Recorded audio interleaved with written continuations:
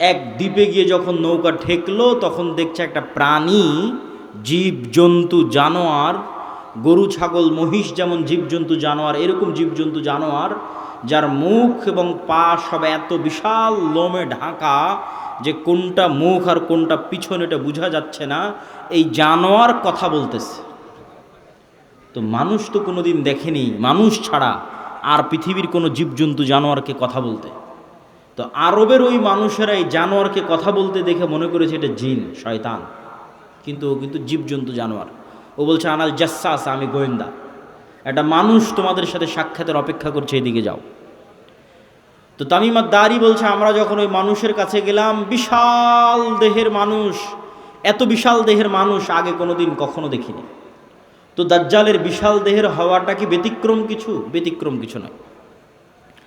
আমরা এখন 5 ফিট 5 ইঞ্চি 6 ফুট হয়ে গেছি, কিন্তু আদি পিতা আদম আলাইহিসসালাম তো আর 5 ফিট ছিলেন না। আদম আলাইহিসসালাম ছিলেন 60 দেরা, 60 হাত 60 গজ, 40 মিটার, প্রায় 10 তলা 15 তলার সমান উঁচু। তাহলে এখন যদি আদম আলাইহিসসালাম আমার সামনে উপস্থিত হয়, তাহলে আমি তো আশ্চর্য হয়ে যাবো, কারণ এই বিশাল দেহের মানুষ তো আমি কোনোদিন দেখিনি। তাহলে দাজ্জাল বিশাল দেহের হবে, এটা ব্যতিক্রম নয়, কেননা দাজ্জাল তো আদমেরই সন্তান, মিন উলদে আদম, আদমের সন্তান। তো তার হাত, তার হাঁটু এবং তার কাঁধ এমন শক্ত করে বাঁধা আছে। আমরা তাকে জিজ্ঞেস করলাম তুমি কে? সে বলে আমার পরিচয় তোমরা জানবেই, তোমরা বলো তোমরা কারা। তা আমরা আমাদের পুরো ঘটনা বললাম। এবার দাজ্জাল 4টা প্রশ্ন করেছে। নাখাল বাইসান, আইনে জোগার, বহাইরা তাবারিয়া, নাবিয়ুল উম্মিয়িন। বহাইরা তাবারিয়া, sea of Galilee, lake of Tiberias. নাখলে বাইসান, বাইত শিয়ান। আর আইনে জোগার, স্প্রিং অফ জোয়ার।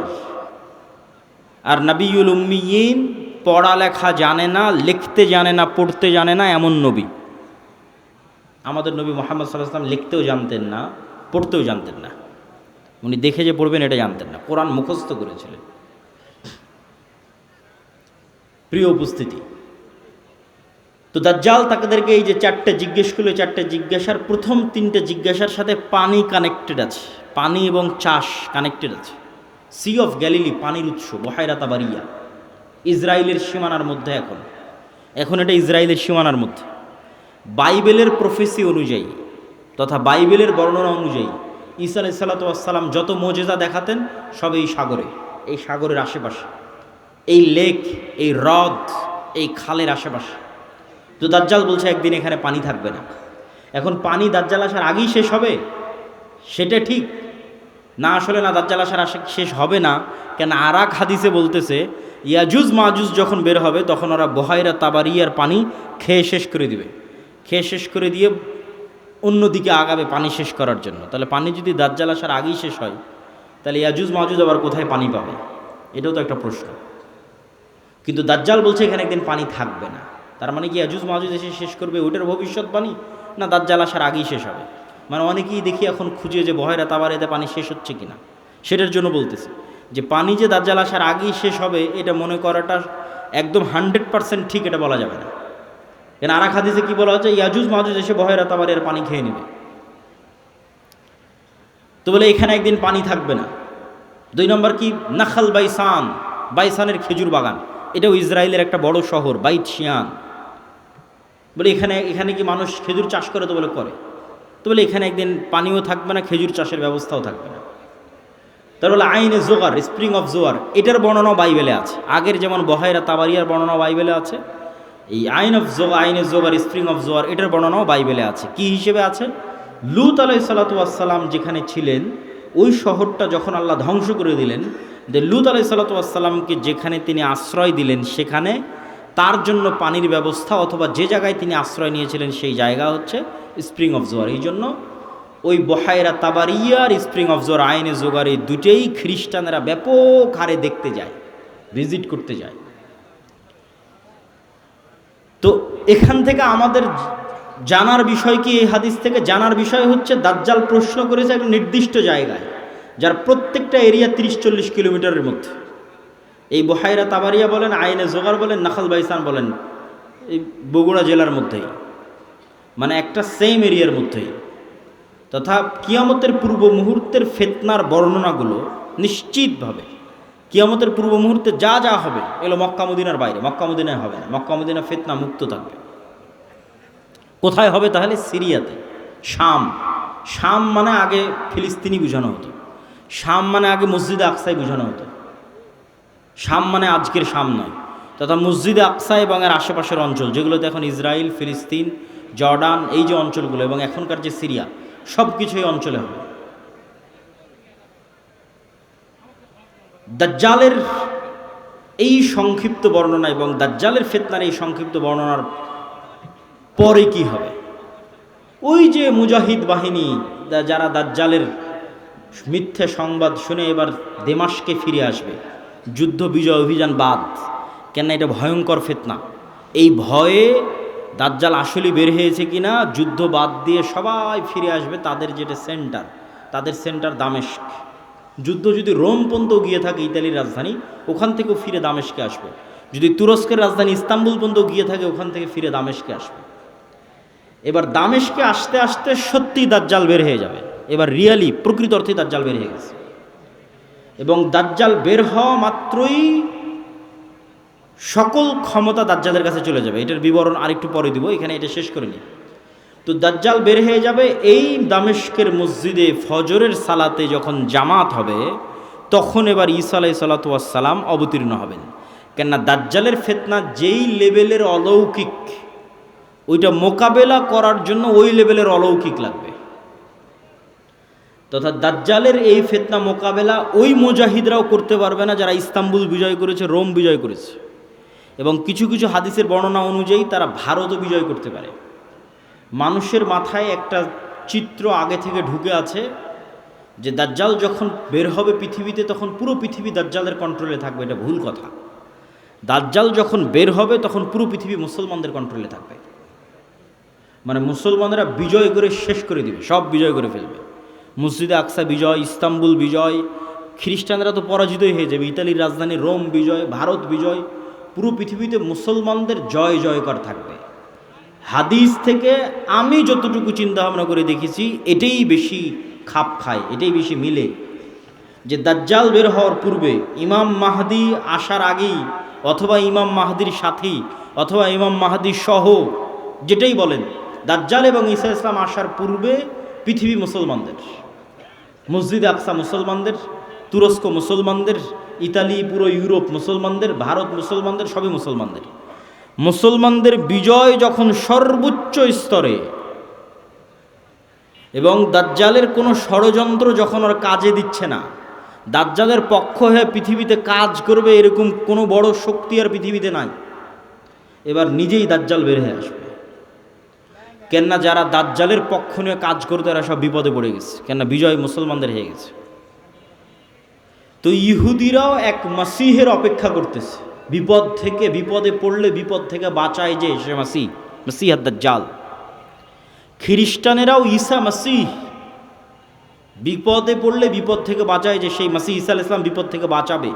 খ্রিস্টানেরাও বিশ্বাস করে ঈসা আলাইহিস সালাম আবার আসবে, কিন্তু তারা এটা জানে না যে ঈসা আলাইহিস সালাম মারা যায়নি, জীবিত আছে। আমরা জানি ঈসা আলাইহিস সালাম মারা যাননি, জীবিত আছে। আর তারা মনে করে মরে গেছে, কিন্তু পুনর্জন্ম হয়ে পুনরায় ঈসা আলাইহিস সালাম পৃথিবীতে আসবে, তাদেরকে বাঁচানোর জন্য, খ্রিস্টানদের বাঁচানোর জন্য। তাহলে সারা পৃথিবীর সবাই শেষ জামানার একজন বিশাল মাসিহের অপেক্ষায়। এবং আধুনিক এখনকার বিশ্বের যতগুলো নিউজ চ্যানেল রিপোর্ট, সবগুলোতেই বর্তমান যে যুদ্ধ চলতেছে, এই যুদ্ধ নিয়েও এই আলোচনাগুলো আমাদের দেশে নয়, এই অঞ্চলে নয়, ইউরোপ এবং আমেরিকায় আলোচিত হচ্ছে, যারা বিশ্ব শাসন করে তাদের কাছে। তাদের ভাষায় দাজ্জাল হচ্ছে অ্যান্টি ক্রাইস্ট ইংরেজিতে, আর মালহামা হচ্ছে আর্মাগেড্ডন, আর জেসাস ঈসা আলাইহিস সালাতু ওয়াস সালাম উনি আসবেন। অ্যান্টি ক্রাইস্ট না আসলে জেসাস আসবে না। অ্যান্টি ক্রাইস্ট মানে দাজ্জাল। আর অ্যান্টি ক্রাইস্ট ততক্ষণ আসবে না যতক্ষণ না ইহুদিরা জেরুজালেমে একত্রিত হচ্ছে, এটা তাদের বিশ্বাস। ইভাঞ্জেলিক্যাল খ্রিস্টিয়ান যারা, যারা ইঞ্জিল কেন্দ্রিক খ্রিস্টান, তাদের বিশ্বাস। তো ফলত তাদেরও ঈসা আলাইহিস সালামকে নিয়ে আসতে হবে, ইহুদিদেরও একজন মাসিহ লাগবে। ফলত সবাই সেইটারকে সামনে নিয়ে কাজ করতেছে যে ওইটা যত দ্রুত ঘটানো যাবে তত দ্রুত মনে করতেছে আমাদের বিজয়। কিন্তু সবার কামনা অনুযায়ী তো কাজ হবে না, সবার চাওয়া অনুযায়ী কাজ হবে না। কেননা সবাই ভুল বুঝবে, ভ্রান্তিতে পা দিবে। কি কি ভ্রান্তিতে পা দিবে বলি? ইহুদিদের আসল মাসিহা যিনি, আসল মাসিহ যিনি, তিনি তো চলেই এসেছেন, কিন্তু তারা তো গ্রহণ করেন। ইহুদিদের প্রকৃত মাসিহ তো ছিল মুহাম্মদ সাল্লাল্লাহু আলাইহি ওয়াসাল্লাম নিজেই। মুহাম্মদ সাল্লাল্লাহু আলাইহি ওয়াসাল্লামের অপেক্ষায় তারা মদিনায় গিয়ে বসে থাকতো, অনেক আগে গিয়ে বসেছিল, ইমান তো আনেনি। তো এরা তো মাসিহকে চিনতে পারেনি। ঈসা আলাইহিস সালাম তো মাসিহ চিনতে পারেনি, ইমান আনেনি, ঈসা আলাইহিস সালামকে হত্যা করার চেষ্টা করেছে, নিকৃষ্ট। তো এই জন্য এদের সঠিক মাসিহ এরা পাবে না। এরা দাজ্জালকেই মনে করবে আমাদের মাসিহ, কিন্তু দাজ্জাল তো হবে ভ্রান্ত। এই জন্য দাজ্জালের অনুসারী কারা হবে? ইহুদিরা। রাসূল সাল্লাল্লাহু আলাইহি ওয়াসাল্লাম বলছেন, ইয়াতবাউ দাজ্জাল ৭০ আলফা ইহুদ মিন আসবাহান। ইরানের ইস্পাহান শহরের ৭০,০০০ ইহুদি দাজ্জালের অনুসারী হবে। তাহলে ইহুদিরা দাজ্জালকে মাসিহ মনে করে দাজ্জালের অনুসারী হবে, কিন্তু দাজ্জাল তো পরাজিত হবে। কিন্তু প্রথম প্রথম যখন দাজ্জাল আসবে তখন তো সব ক্ষমতা দাজ্জালের হাতে, ফলত যে কেউ পথভ্রষ্ট হয়ে যাবে। তো এই অংশের সামারিটা করি। এই অংশের সামারি হচ্ছে, দাজ্জাল এবং ঈসা আলাইহিস সালাম আসার পূর্বে মুসলমানেরা পৃথিবী বিজয় করবে এবং ইহুদি এবং খ্রিস্টানরা বিপদে পড়বে। যেহেতু ইহুদি এবং খ্রিস্টানরা বিপদে পড়বে, বিশেষ করে ইহুদিরা, তো এখন ইহুদিদের বাঁচানোর জন্য দাজ্জাল বের হবে। এবং যেহেতু দাজ্জালের পক্ষে কাজ করার মতো আর পৃথিবীতে কেউ অবশিষ্ট নাই, এই জন্য এবার দাজ্জাল নিজেই বের হবে। দাজ্জাল যখন নিজেই বের হবে তখন এক নিমিষে, এক সেকেন্ডে সকল ক্ষমতা দাজ্জালের কাছে চলে যাবে। মুসলমানেরা হতভম্ব, হতবিহ্বল হয়ে যাবে। আকাশও বৃষ্টি বর্ষণ করে না, জমিনও ফসল উৎপাদন করে না, দুর্ভিক্ষই নিয়তি ইমান নিয়ে বাঁচার জন্য। তথা সেই সফল যে বলবে আমি মরতে প্রস্তুত কিন্তু ইমান বিক্রি করতে প্রস্তুত নই। সেই সফল যার একটা টাকার প্রতি অবৈধ লোভ নাই, অবৈধ একটা টাকার প্রতি ন্যূনতম লোভ নাই। আপনি নিজেই নিজের আত্মা এবং নফসকে চেক করেন যে আপনার একটা টাকার প্রতি যদি, অবৈধ টাকার প্রতি যদি ন্যূনতম লোভ থাকে, আপনি দাজ্জালের ফিতনা থেকে বাঁচতে পারবেন না। পরকালে যার বিশ্বাস সর্বোচ্চ পর্যায়ে, পরকালে যার বিশ্বাস সর্বোচ্চ লেভেলে, ও দাজ্জালের ফিতনা থেকে বাঁচতে পারবে। আসহাবুল উখদুদ ওয়াস সামাই যাতিল বুরুজ ওয়াল ইয়াউমিল মাউউদ ওয়া শাহিদু ওয়া মাশহুদ কুতিলা আসহাবুল উখদুদ। ওদের বলা হলো হয় ঈমান না হয় সামনে আগুন, ঝাঁপিয়ে পড়ো। তো ওরা বলল আমরা আগুনেই ঝাঁপিয়ে পড়ব। তো ওরা আগুনে কেমনে ঝাঁপিয়ে পড়বে এটা ছাড়া সম্ভব নয় ঝাঁপিয়ে পড়া, যদি ওই আগুনে জান্নাত না দেখে। আর নিজের বাড়িতে যে এসি রুম আছে ওখানে জাহান্নামের আগুন জ্বলতেছে। তো ওরা এটা বিশ্বাস করে যে আমি যদি আমার এসি রুমে ফিরে যাই ইমান পরিত্যাগ করে, তাহলে ওই এসিরা বাতাস নয়, এটা জাহান্নামের আগুন। আর যদি সামনের আগুনে ঢুকে যায় তাহলে এটা আগুন নয়, এটা জান্নাত। তো এই সেম ঘটনা তো দাজ্জালের সময় হবে। দাজ্জালের জান্নাতে যে ঢুকবে ও ঢুকে গেল জাহান্নামে, আর দাজ্জালের জাহান্নামে যে ঢুকবে ও ঢুকে গেল জান্নাতে। তাহলে পরকালের উপর ইয়াকিন না থাকলে তো আপনি দাজ্জালের ফিতনা থেকে বাঁচতে পারবেন না।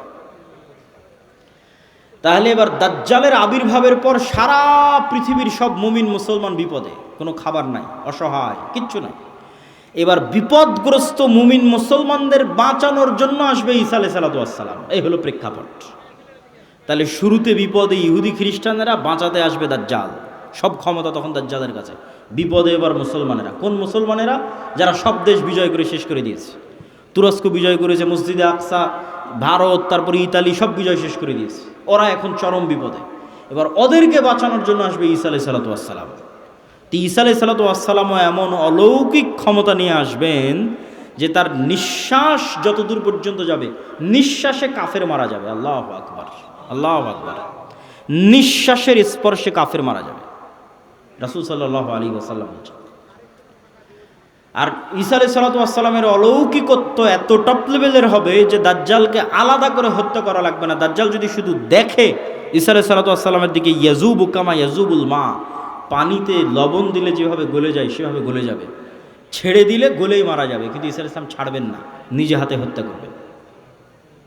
যেখানে হত্যা করবেন ওটাও ইসরায়েলের সীমানার মধ্যে, ইসরায়েলের বর্তমান রাজধানী তেল আবিব থেকে অতি নিকটে বাবে লুদ নামক জায়গায় দাজ্জালকে ঈসা আলাইহিস সালাতু ওয়াস সালাম হত্যা করবেন। তো যেই ঈসা আলাইহিস সালাতু ওয়াস সালাম এবং যেই মুমিন মুজাহিদেরা পৃথিবীর সবচেয়ে বড় ফিতনা দাজ্জালকে হত্যা করলো, তাদেরকে এবার আল্লাহ বলবে তোমরা তো এত বড় ফিতনা মোকাবেলা করলা, এখন আমার এমন একদল বান্দা বের হবে, ইয়াখরুজু ইবাদি লা ইয়াদানি লি আহাদিন, কারো পক্ষে সম্ভব নয় যে আমার ওই বান্দাদের মোকাবেলা করে। ঈসা আলাইহিস সালাম এত বড় নবী, তিনি পৃথিবীর সবচেয়ে বড় ফিতনা দাজ্জালকে হত্যা করলেন, তাকে আল্লাহ বলছে তুমিও পারবা না এখন যারা বের হবে। অতএব মুমিন মুজাহিদদের নিয়ে তুমি তুর পাহাড়ে আশ্রয় নাও। তাহলে ঘটনার ক্ষেত্রগুলো দেখেন, তুরস্ক এবং সিরিয়ার সীমান্তবর্তী অঞ্চল, সিরিয়ার রাজধানী দামেস্ক, মসজিদে আকসা, বাবে লুদ যেখানে দাজ্জালকে হত্যা করা হলো, তুর পাহাড়, এই এরিয়াগুলোতেই ঘটনাগুলো ঘটতেছে। শেষ সময়ের ঘটনা এখানেই ঘটবে, শামে ঘটবে। তো তুর পাহাড়ে আশ্রয় নেওয়ার পর কারা বের হবে? ইয়াজুজ আর মাজুজ। ইয়াজুজ মাজুজের সংখ্যা কত বেশি? একটা সহিহ হাদিস বলবো আর একটা জয়ীফ হাদিস। সহিহ হাদিসে রাসূলুল্লাহ সাল্লাল্লাহু আলাইহি ওয়াসাল্লাম বললেন যে আদম আলাইহিস সালাতু ওয়াস সালামের পিঠ থেকে আল্লাহ মানুষকে বের করলেন, আদমের সকল সন্তানকে বের করে বলা হচ্ছে প্রতি 1000-এ একজন জান্নাতে, 999 জন জাহান্নামে। এই হাদিস রাসূল সাল্লাল্লাহু আলাইহি ওয়াসাল্লাম সাহাবীদের শোনাচ্ছে। তো প্রতি 1000-এ 999 জন জাহান্নামে, এটা শুনে সাহাবীদের মাথা নষ্ট, যে তাহলে তো আমরা সবাই জাহান্নামে। আদম সন্তানের 1000-এর 999 জন যদি জাহান্নামে যায় প্রতি 1000-এ, তাহলে তো আমরা সবাই জাহান্নামে। তখন মুহাম্মদ সাল্লাল্লাহু আলাইহি ওয়াসাল্লাম সাহাবীদের বলতেছে হতাশ হয়েও না, এই 999 জনের বেশিরভাগই ইয়াজুজ মাজুজ। এই 999 জনের বেশিরভাগই ইয়াজুজ মাজুজ। তো কতজন জাহান্নামে যাবে ইয়াজুজ মাজুজের বাইরে স্বাভাবিক মানুষের মধ্যে থেকে, এটা তো আমরা জানি না। তো এই জন্য নির্ধারিত করে বলা মুশকিল, কিন্তু এতটুকু অন্তত বোঝা যায়, আইডিয়া করা যায় যে আদম আলাইহিস সালাতু ওয়াস সালাম থেকে নিয়ে কিয়ামত পর্যন্ত যত মানুষ আসবে তাদের কয়েক শত গুণ হচ্ছে ইয়াজুজ মাজুজ। এই হাদিস থেকে অন্তত এতটুকু বোঝা যায় যে আদম থেকে নিয়ে কিয়ামত পর্যন্ত যত মানুষ আমরা হব, এত মানুষের কয়েক শতগুণ হচ্ছে ইয়াজুজ মাজুজ। আর জয়ীফ হাদিসটা কি? জয়ীফ হাদিসটা হচ্ছে যে ইয়াজুজ মাজুজের এক প্রজন্ম তার জীবদ্দশায় 1000 প্রজন্মকে দেখে। বুঝেন, আমরা মানুষ জীবদ্দশায় সর্বোচ্চ 2টা প্রজন্ম দেখি অথবা 3টা প্রজন্ম। আমি, আমার বাপ, আমার দাদা, আমার দাদা তার ছেলেকে দেখেছে, তার ছেলে আব্দুল্লাহকে দেখেছে, তাহলে 2 প্রজন্ম দেখেছে, দেখতেই দুনিয়া থেকে শেষ। তো ইয়াজুজ মাজুজের এক প্রজন্ম তাদের জীবদ্দশায় 1000 প্রজন্মকে দেখে। তাহলে কিভাবে তাদের জন্ম বৃদ্ধি হার এবং কিভাবে তাদের বৃদ্ধির হার, এটা সব উলদে আদম, আদমের সন্তান। তো এরা পৃথিবীতে বের হয়ে সব পানি ফসল আদি যা আছে সব খেয়ে শেষ করবে, এবং তাদের এই ভয়ঙ্কর ভয়াবহতায় তুর পাহাড়ে ঈসা আলাইহিস সালাতু ওয়াস সালাম বিপদে মুমিন মুজাহিদদের নিয়ে, খাবার নাই, ওই সেম কষ্ট দাজ্জাল থাকতে যে কষ্ট ছিল ওই কষ্ট। এখান থেকে আপনি আরেকটা জিনিস শিখেন যে আপনি কত বড় নবী, কত বড় উলিয়া উলিয়া, কত বড় মুজাহিদ, তাও আল্লাহ আপনাকে কিভাবে বিপদ দিয়ে পরীক্ষা করতেছে। কেমন বিপদ? এত বড় নবী, তাও খাবার নাই। যে নবী নিজে হাতে দাজ্জালকে হত্যা করেছে তার খাবার নাই, সে নবী এখন আল্লাহর কাছে কাঁদতেছে যে আল্লাহ এই বিপদ থেকে বাঁচান। তো এই জন্য সবসময় আল্লাহর সামনে নত, আল্লাহর সামনে সাহায্য, এটা ছাড়া কোনো রাস্তা নাই। তো ঈসা আলাইহিস সালামের কান্নাকাটি এবং মুমিন মুজাহিদদের কান্নাকাটিতে আল্লাহ সুবহানাহু ওয়া তাআলা ইয়াজুজ মাজুজের শরীরে এক প্রকার পোকামাকড় এবং অসুখ দিবেন। তারা মারা যাবে কেমন করে? হাদিসের বাক্যটা শোনেন, কামাউতি নাফাসিন ওয়াহিদিন। একটা মানুষ মারা গেলে যা হয়, পুরো ইয়াজুজ মাজুজ একসাথে ওইভাবে মারা যাবে, যেন একটা মানুষ মারা গেল। তথা একটা মানুষ মরতে যতটুকু সময় লাগে, পুরো ইয়াজুজ মাজুজ কোটি কোটি হাজার হাজার ওইভাবে একসাথে at a time, at a moment, at a second মারা যাবে। তো এবার ঈসা আলাইহিস সালাতু ওয়াস সালাম জমিনে ফিরে আসবেন, তো জমিনে পা রাখার জায়গা নাই, এত কোটি কোটি মানুষ যদি মরে পড়ে থাকে কি অবস্থা হবে, লাশের দুর্গন্ধ। এবার ঈসা আলাইহিস সালাম আবার আল্লাহর কাছে কান্নাকাটি করবে, দোয়া করবে। তখন আল্লাহ সুবহানাহু ওয়া তাআলা রাসূল সাল্লাল্লাহু আলাইহি ওয়াসাল্লামের ভাষা অনুযায়ী আনাকি ইবিলিল বুখত গোত্রের উটের কুঁজ যেমন উঁচু হয়, ওই রকম উঁচু কুঁজ বিশিষ্ট একদল পাখিকে পাঠাবেন, যেই পাখি হাজার হাজার কোটি কোটি লাখ লাখ লাশকে নিয়ে যায় এমন জায়গায় ফেলে দিবে যেখানে মানুষ বসবাস করে না। উত্তর মেরু হোক, দক্ষিণ মেরু হোক, সাইবেরিয়া হোক, যেখানে হোক, আল্লাহ ভালো জানেন, যেখানে আল্লাহ বলবেন। তারপরে আসমান বৃষ্টি বর্ষণ করে এই জমিনকে পরিষ্কার করে দিবে। তারপরে ঈসা আলাইহিস সালাতু ওয়াস সালামের শাসন চলবে হাদিস অনুযায়ী 7 বছর, আর বাইবেলের বর্ণনা অনুযায়ী 1000 বছর। তো 7 বছর ঈসা আলাইহিস সালাতু ওয়াস সালামের এই শাসনে এতটা নিরাপত্তা এবং শান্তি বিরাজ করবে যে এতদিন যত যুদ্ধ বিগ্রহের সামগ্রী ছিল এগুলো কাজে লাগবে না, ওগুলো জ্বালিয়ে পুড়িয়ে দেওয়া ছাড়া কোনো কাজ নাই। আর এত বরকত আসমান এবং জমিন উন্মুক্ত করে দিবে যে একটা ডালিম একটা গ্রাম খাবে, একটা গাভীর দুধ একটা পুরো বংশ খাবে, এত বরকতে আল্লাহ পরিপূর্ণ করে দিবেন। তারপরে এক শীতল বাতাসে মুমিন, মুসলিম এবং ঈসা আলাইহিস সালাম সবাই মারা যাবে, শুধু ফাসিক এবং ফাজেরেরা পৃথিবীতে থাকবে। এবার যত হাদিস শুনেছেন এই ধরনের, যে পৃথিবীতে এমন একদিন আসবে যে কোরআন পড়ার কেউ থাকবে না, এখন সেগুলো আল্লাহ নাম নেওয়ার কেউ থাকবে না, এগুলো ঈসা আলাইহিস সালামের মরার পর। মানুষ জেনায় লিপ্ত হবে খোলা মাঠে কুকুর শ্রীগালের মতো, লজ্জা বুঝবে না, এগুলো ঈসা আলাইহিস সালামের আগে নয়। ঈসা আলাইহিস সালামের আগে কোরআন থাকবে, দিন থাকবে, এটা তো পূর্ণতায় পৌঁছে যাবে।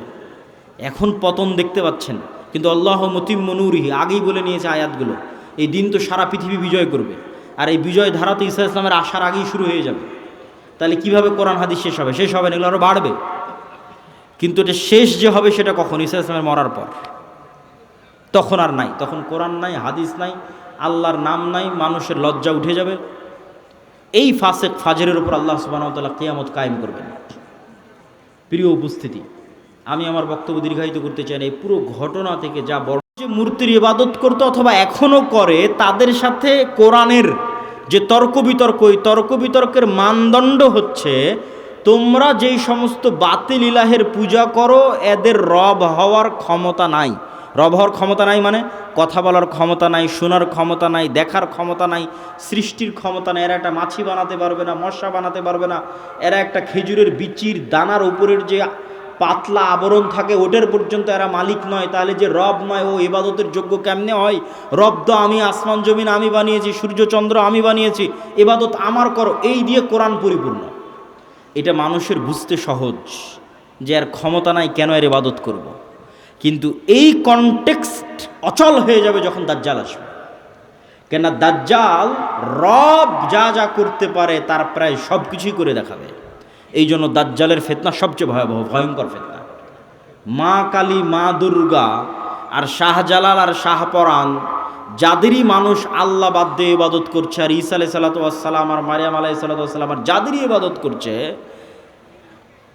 তারা কেউ এখন আপনাকে দেখাতে পারবে না যে আমি আকাশকে আদেশ দিলাম আকাশ বৃষ্টি বর্ষণ করবে, আমি জমিনকে আদেশ দিলাম জমিন ফসল উৎপাদন করবে, জান্নাত দেখালাম জান্নাতে ঢুকে যাও, জাহান্নাম দেখালাম জাহান্নামে ঢুকে যাও, মৃতকে জীবিত করে দিলাম।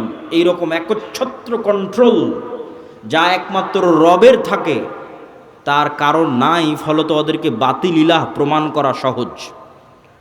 কিন্তু যখন একজন সত্যি সত্যি এগুলো আপনাকে করে দেখাবে, তখন আপনি ঈমান ধরে রাখতে পারবেন না, অনেকগুলো কারণে। 1 নাম্বার কারণ, যারা ধরেন আগে থেকেই শক্তিশালী কোনো কিছু দেখলেই আরে বাবা এ তো অনেক বড় অলিয়া উলিয়া কবিরাজ, অনেক কিছু করতে পারে, দেখলেই যাদের অন্তরে ভয় ঢুকে যায়, মনে হয় না এর কাছে মনে হয় কোনো ক্ষমতা আছে, এরা তো এমনি দাজ্জালের পূজা করবে। যারা যুগ যুগ মূর্তির পূজা করেছে, মাজারের পূজা করেছে, এদের বাধা হবে না। ওরা দাজ্জালের ক্ষমতা পাওয়ার দেখে মনে করবে অনেক বড় উলিয়া আল্লাহ চলে এসেছে, অনেক বড় কারামতে আউলিয়া চলে এসেছে, অতএব এখন আর ইবাদত করো, এখন আর পূজা করলে সমস্যা নেই। তো একদল তো এমনি পথভ্রষ্ট হয়ে যাবে। আরেক দল মানুষ থাকে যারা মোটামুটি আল্লাহর উপর ঈমান রাখে, কিন্তু ইস্তেকামা, ঈমানের উপর ইস্তেকামার জন্য সবর লাগে, সবর করার ক্ষমতা এবং সাহস এদের নাই। এদের দেখবেন এখন দুনিয়াবি ক্ষমতা যাদের কাছে, ওদের ওখানে গিয়ে সিজদা দিচ্ছে। আজ থেকে 6-7 মাস আগে 16 বছর যাদের কাছে ক্ষমতা ছিল ওদের কাছে গিয়ে সিজদা দিয়েছে। ক্ষমতার বাইরে এরা চিন্তা করতে পারে না। ক্ষমতা যেখানে, এদের কেবলা এবং মারকাজ সেখানে। এবং আপনি যদি নিজের জায়গায় দাঁড়িয়ে চিন্তা করেন, আজকে তেলের যে সংকট, আমি দাজ্জালের ফিতনার ভয়াবহতা বোঝানোর জন্য আপনাকে বলতেছি, তেলের যে সংকট মাঝে মধ্যে আমার মনে হয় আল্লাহ আমাদের ফিতনা থেকে হেফাজত করুক, যে এখন যদি কেউ এসে বলে, আব্দুল্লাহ তোমার গাড়িতে তো তেলের দরকার, তো এইটা করলে তোমাকে তেল দেওয়া হবে, ধরো তুমি আর 500 টাকা বেশি দিলে তেল দিয়ে দেবো, বা তুমি এই অপরাধটা করলে তোমাকে তেল দিয়ে দিব। তো কত মানুষ হল, ঠিক আছে ভাই সমস্যা নেই, আমার গাড়িতে তেল দেন, আমি করে দিচ্ছি। এখন কোনো একটা দেশকে যদি বলা হয় যে সব তেলের কন্ট্রোল আমার হাতে, এটা করো তেল পাবা, নাহলে কিন্তু আবাদও বন্ধ হয়ে যাবে। আমরা মনে করি তেল মানে দিয়ে শুধু গাড়ি চলে, পেট্রোকেমিক্যাল থেকে সকল সার উৎপাদন হয়, সব কোনো সারই আর তৈরি হবে না। তো সার না হলে আপনি চাষ করবেন কি দিয়ে? স্যালো মেশিন স্টার্ট না দিলে পানি তুলবেন কোথায় থেকে? তো তেল মানে শুধু গাড়ি নয়, সবই, এখনকার আধুনিক সভ্যতার সবই তেল। তা আমি তেল দিব না আপনাকে, তা আপনিও বুঝতে পারছেন যে আপনি সবই করে ফেলবেন তেল নেওয়ার জন্য।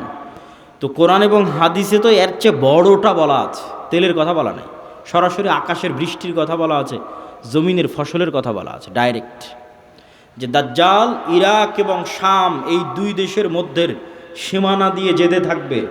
কোনো এক নগরীর মানুষের কাছে এসে বলবে, এই তোমরা আমার উপর ঈমান আনছো? তারা বলবে, জি জাহাপনা, জি প্রভু আপনার উপর ঈমান আনলাম। ওদের জন্য দাজ্জাল টাকা পয়সা, ধন দৌলত, রুজি রুটির এত বড় ব্যবস্থা উন্মোচন করে দিবে যে মৌমাছির ঝাঁক যেভাবে মধুর পিছনে ছুটে, ধন সম্পদ টাকা পয়সা ওই শহরের মানুষের পিছনে ওইভাবে ছুটবে। এবার অতিক্রম হতে হতে আর এক শহরে আসবে, সেই শহরের মানুষকে বলবে, আমার উপর ঈমান আনয়ন করছো? তারা বলবে, না, আমরা রব্বুল আলামিনের উপর ঈমান রাখি। দাজ্জাল বলবে, আকাশ এখানে বৃষ্টি বর্ষণ বন্ধ করে দাও, জমিন এখানে ফসল উৎপাদন বন্ধ করে দাও, খাবার দাবার বন্ধ, টাকা পয়সা বন্ধ, সকল কিছু বন্ধ, মোবাইল বন্ধ, ইন্টারনেট বন্ধ। আজকের যুগে যদি কল্পনা করেন, এখনই আপনি ঈমান ধরে রাখতে পারবেন না, যখন ঘটবে তখনকার কথা তো বহু পরে। তো শাম অঞ্চলের মানুষেরা না খেতে পেয়ে ধনুক চাবিয়ে খাবে, তীর চাবিয়ে খাবে। তীর তো খাওয়ার জিনিস না, ধনুক তো খাওয়ার জিনিস নয়, কিন্তু গাছের পাতাও যেহেতু উৎপন্ন হবে না, তো কি খাবে? গাছের পাতাও তো উৎপন্ন হবে না। তো এ হলো দাজ্জালের ফিতনা, পৃথিবীর সবচেয়ে ভয়ঙ্কর এবং ভয়াবহ ফিতনা।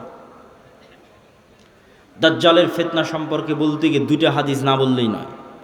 একটা হাদিসে রাসূলুল্লাহ সাল্লাল্লাহু আলাইহি ওয়াসাল্লাম বলছেন যে দাজ্জাল পৃথিবীতে 40 দিন সফর করবে। 40 দিনের প্রথম দিন হবে 1 বছর, দ্বিতীয় দিন হবে 1 মাস, তৃতীয় দিন হবে 1 সপ্তাহ। আর দাজ্জালের গতি হবে কাগাইসিন ইস্তাদবারাত হুররিহ, এমন মেঘমালা যেই মেঘমালাকে ঝড়ো বাতাস উড়িয়ে নিয়ে যাচ্ছে। এই যে কয়দিন পরে কালবৈশাখী ঝড় হবে, আকাশে তাকিয়ে দেখবেন ঝড়ের সময় মেঘ কত দ্রুত চলে। তো ঝড়ের বাতাসে যে মেঘ খুব দ্রুত চলে, এরকম দ্রুত গতি হবে দাজ্জালের। তো আল্লাহর নবী মেঘের সাথেও তুলনা দিয়েছেন। এখন যন্ত্র দিয়ে মেঘের মতো আকাশে উড়বে, না দাজ্জাল নিজেই আকাশে উড়বে, আল্লাহু আলাম, আল্লাহ সুবহানাহু ওয়া তাআলা ভালো জানেন। কিন্তু দাজ্জালের আগমনে পৃথিবীতে এত ব্যাপক বৈপ্লবিক পরিবর্তন হবে যে পৃথিবীর দিন 1 বছরের সমান হয়ে যাবে। এটা হঠাৎ করে আল্লাহর আদেশে, কোনো কারণ ছাড়াই আল্লাহ বলবেন দিন এখন তুমি 1 বছরের সমান হও, এরকম নয়। আল্লাহ লাতিফ, প্রত্যেকটা জিনিস ঘটনা পরম্পরায় হয়, মানুষ দেখবে এটা স্বাভাবিক। তথা এই ভূমণ্ডল, নভমণ্ডল, সৌরজগতে এমন বৈপ্লবিক কোনো পরিবর্তন হবে, অথবা এই পৃথিবীতে এমন বৈপ্লবিক কোনো পরিবর্তন হবে, অথবা সূর্য এবং চন্দ্রের বর্তমান ঘূর্ণায়মান প্রক্রিয়ায় এমন বড় বৈপ্লবিক পরিবর্তন হবে যেটা স্বাভাবিক হতে সময় লাগবে। একদিন হবে 1 বছর, তারপরের একদিন হবে 1 মাস, তারপরের একদিন হবে 1 সপ্তাহ, তারপরে স্বাভাবিক। ওইটার আগে কিছু একটা ঘটবে। দাজ্জালের আগমনই ওই রকম ভয়ঙ্কর এবং ব্যতিক্রম হবে। আল্লাহু আলাম সেটা কি হবে। দাজ্জালের বিষয়ে আরেকটি হাদিসে রাসূলুল্লাহ সাল্লাল্লাহু আলাইহি ওয়াসাল্লাম, যেটা তামিম আদ-দারির হাদিস,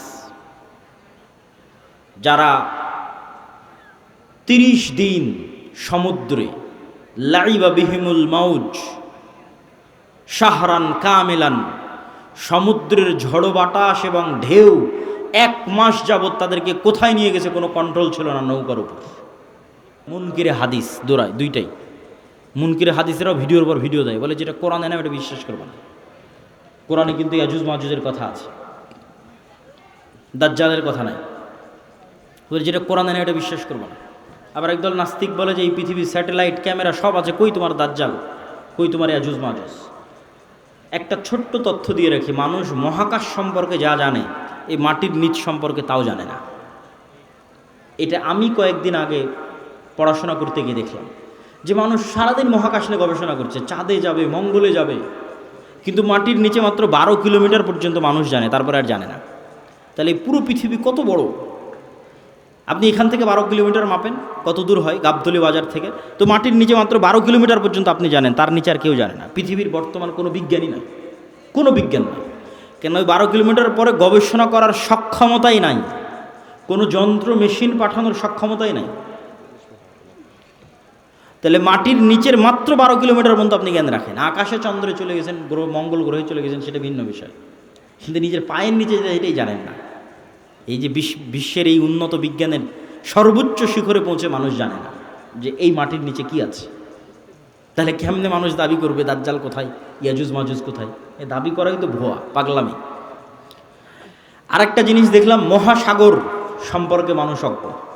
মহাকাশ সম্পর্কে ঠিক আছে অনেক জানতেছে, মহাসাগরে এমন অনেক জায়গা আছে যে জায়গাগুলোতে মানুষ পৌঁছতেই পারে না, যে জায়গাগুলোর উপর দিয়ে বিমানও উড়ে যেতে পারে না, যে জায়গাগুলোতে কোনো জাহাজও অতিক্রম করে না, এরকম অসংখ্য জায়গা আছে।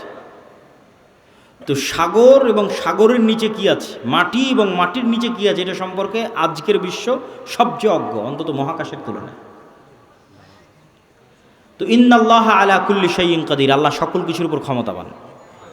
আর কোনোটাই যদি না হয় তো অন্তত একটা উত্তর তো দেওয়াই যায়, যেটা আল্লাহ সুবহানাহু ওয়া তাআলা কোরআন মাজিদে বলছেন যে আল্লাহ 7 আসমান এবং 7 জমিন সৃষ্টি করেছেন, আর 7 জমিনে আল্লাহর আদেশ অবতীর্ণ হয়, কোরআনের আয়াত 7 জমিনে আল্লাহর। আর সবচেয়ে আরও একটা ভয়ঙ্কর বিষয় যে আল্লাহর আসমান বানাতে যত সময় লেগেছে জমিন বানাতেও তত সময় লেগেছে।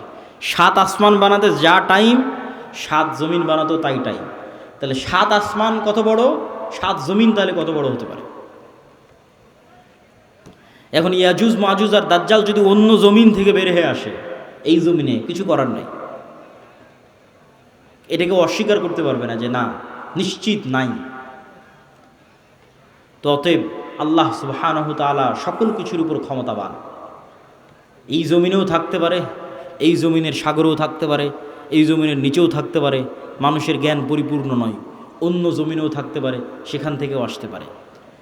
এই জন্য সূরা কাহাফ, দাজ্জালের ফিতনা থেকে বাঁচতে সূরা কাহাফ পড়তে বলা হয়েছে।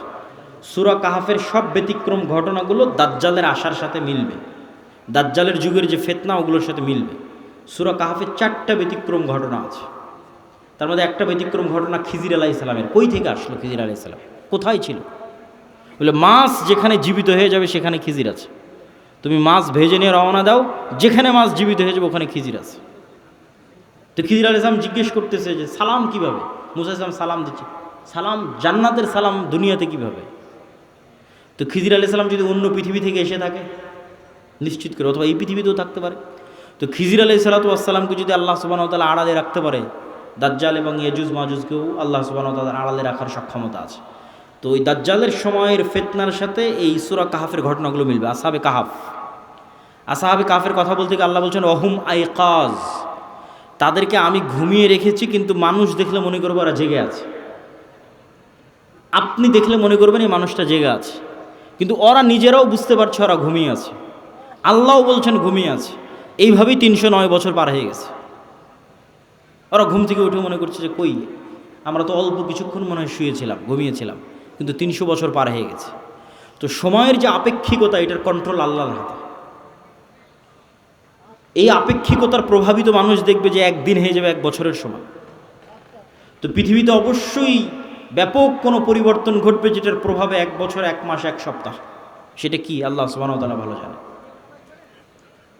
তো প্রিয় উপস্থিতি, এই 1 নাম্বার কর্তব্য কি, সংক্ষিপ্ত বক্তব্য শেষ করে দিচ্ছি, এগুলোর উপর ঈমান রাখা। 2 নাম্বার কি, যে কোনো মুহূর্তেই দাজ্জাল বের হতে পারে, যে কোনো মুহূর্তে কিয়ামত হতে পারে, কথা এটাই ঠিক। রাসূল সাল্লাল্লাহু আলাইহি ওয়াসাল্লাম আশঙ্কা করতেন দাজ্জাল মনে হয় এখনই বের হয়ে গেল। এরকম অনেকগুলো ঘটনা আছে হাদিসে। ইবনে সাইয়াদের ঘটনাগুলো বেশি, তার মধ্যে প্রসিদ্ধ। তো ফিতনা তো সবসময়ই চলছে। তো ফিতনার সময় আপনি বেঁচে থাকবেন, ঈমান নিয়ে বেঁচে থাকবেন, এটার দুইটা কাজ: পরকালের প্রতি সর্বোচ্চ জ্ঞান, সর্বোচ্চ ইয়াকিন, এবং অবৈধ এক টাকার উপরে, অবৈধ ধন সম্পদ ক্ষমতার উপর ন্যূনতম লোভ না থাকা। এবং সফলতা এটা নয় যে আপনি বাড়ি গাড়ি টাকা পয়সার মালিক হবেন, সফলতা এটা যে আপনি ঈমান এবং সালাত অবস্থায় পৃথিবী থেকে বিদায় নেবেন, এটাই সফলতা। তো আল্লাহ সুবহানাহু ওয়া তাআলা যেন আমাদের ঈমান অবস্থায়, সালাত অবস্থায় পৃথিবী থেকে বিদায় নেওয়ার তৌফিক দান করে, বলেন আল্লাহুম্মা আমিন। কেন কেন আমাদের ঈমান অবস্থায় বিদায় নিতে হবে? এত লম্বা ঘটনা বলে এই পুরো ঘটনার উপর একটু পানি দিয়ে একটা কথা বলে, সেটা হচ্ছে ঈসা আলাইহিস সালাম যখন আসবে, ইমাম মাহদি যখন আসবে, দাজ্জাল যখন আসবে, তখন কি নতুন কোনো দিন আসবে নাকি? নতুন কোনো কোরআন আসবে নাকি? নতুন কোনো হাদিস আসবে নাকি? কোরআন এবং হাদিস তো এইটাই যেটা এখন আছে। তাহলে সবচেয়ে বড় ঘটনা তো আগেই ঘটে গেছে, মুহাম্মদ সাল্লাল্লাহু আলাইহি ওয়াসাল্লামের আসা এবং কোরআনের প্রেরিত হওয়া। তাহলে ঈসা আলাইহিস সালাম যে কোরআনের উপর আমল করবেন ওটা আপনার কাছে আছে। ইমাম মাহদি যেই কোরআন দিয়ে রাষ্ট্র চালাবে ওটা আপনার কাছে আছে। আর দাজ্জাল যেই নবীকে মানতে বলতেছে ওই নবী চলে যাওয়ার 1400 বছর হয়ে গেছে। তাহলে কাজ আমাদের কাছে আছে। হ্যাঁ, ইমাম মাহদি যেই দিন আসবে সেই দিন আমি সব কিছু করবো, জি না, এটাতে প্রোডাক্টিভিটি নষ্ট হয়। এই জন্য আগেই বলেছি দাজ্জাল আসার আগেই মুসলমানেরা বিজয় করবে, এই জন্য প্রোডাক্টিভিটি বন্ধ করা যাবে না। কেন আসল কাজ তো আমাদের কাছে আছেই, নতুন করে তো আর কিছু আসবে না। ঈসা আলাইহিস সালাম তো নতুন কোরআন আনবেন না, এই কোরআন তো আমার কাছে আছে। ইমাম মাহদি তো আর নতুন হাদিস নিয়ে আসবে না, হাদিস তো এটাই, তো ওটা তো আমাদের কাছে আছে। তাহলে কাজ তো আমাদের কাছে আছে। আরও একটা কি মাথায় নিয়ে উঠে যাবেন, মানুষের মৃত্যু কিয়ামত, কিয়ামত আমার মরে যাওয়াই আমার কিয়ামত। কেন আমি তো পরকালের জগতে ঢুকে গেছি, কবর, বারজাখ, আমার মৃত্যুর মাধ্যমে আমি পরকালের জগতে ঢুকে গেলাম। তাহলে আমার কিয়ামত তো আগেই হয়ে গেল, দাজ্জাল আসার আগেই কিয়ামত হয়ে গেল আমার। তাহলে আমার মৃত্যু যেহেতু আমার দোরগড়ায়, তাহলে দাজ্জাল কখন আসলো, মাহদি কখন আসলো, সেটার প্রতি ধর্তব্য না করে ওই যুগেও যেই কোরআনের উপর আমল হবে, যেই কোরআন দিয়ে বাঁচা যাবে, সেই কোরআন আমার কাছে আছে। তাহলে এখন আপনার কাজ কি?